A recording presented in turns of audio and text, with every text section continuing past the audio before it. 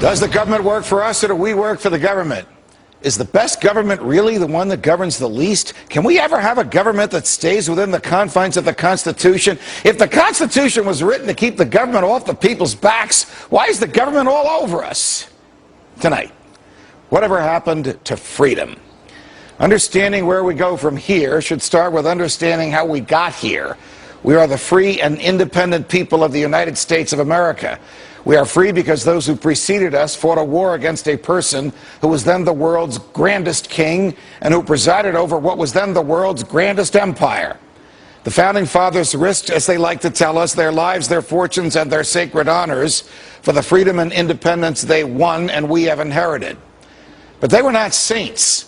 And initially, their cause was not popular. From the records available today, the people who measure historical trends have concluded that in 1776, only about one-third of Americans supported the revolution, about one-third of Americans opposed it, and about one-third of them didn't care. When I first looked at these numbers, I thought, in 1776, this was the grandest fight for the greatest amount of freedom for the most people at any point in history. So who could possibly oppose it? And who in their right mind could not care?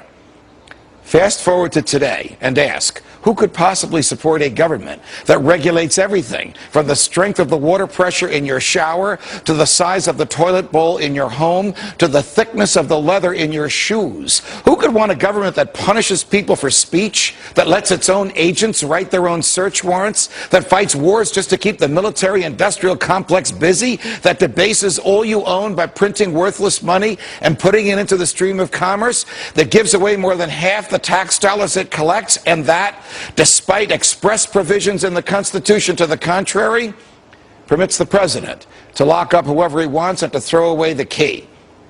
Perhaps the colonists who didn't care if they freely chose their government or were cared for by a benevolent tyrant had an odd way of knowing what was coming. Perhaps those who opposed the revolution were afraid to take on the king, to challenge authority, and to risk their comfortable lives for the unknown. Well, we all know what happened. A relatively small part of the population pushed the culture and society toward freedom. And the freedoms that they chose were pure. I mean, after we won the revolution and wrote the Constitution, the new government and the political class assured all Americans that they could think as they wished and say what they thought and publish what they said, that they could associate or not associate with anyone. They could worship as they chose or choose not to worship. They could defend themselves with guns even against tyrants, that troops would never enter their homes, that only neutral judges would issue search warrants, and that the government could not take their lives, their freedom, or their property without a trial, at which their fault would be proven in front of a neutral jury. All this was guaranteed to the first generation of Americans and to their posterity, that would be us, because much of it had been denied them by the king and the parliament, and because Americans came to believe, even the one-third that were afraid and the one-third that didn't care, that these rights are ours by virtue of our humanity.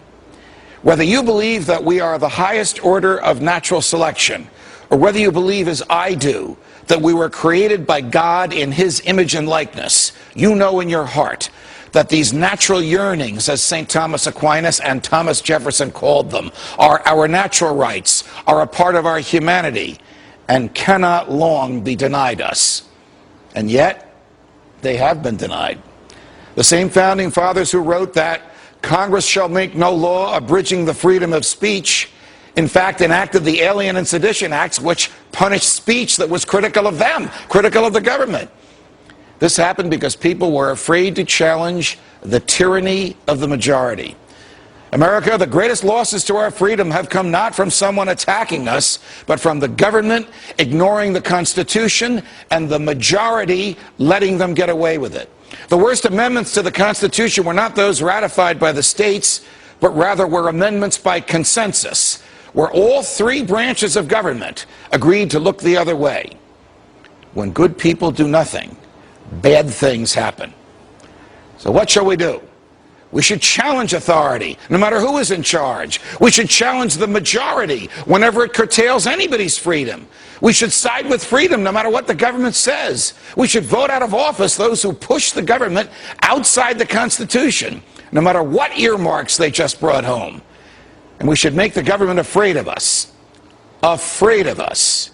Because as Jefferson reminded us, when the people fear the government, there is tyranny. But when the government fears the people, there is liberty. From New York, defending freedom. Everybody's freedom whenever I can. So long, America.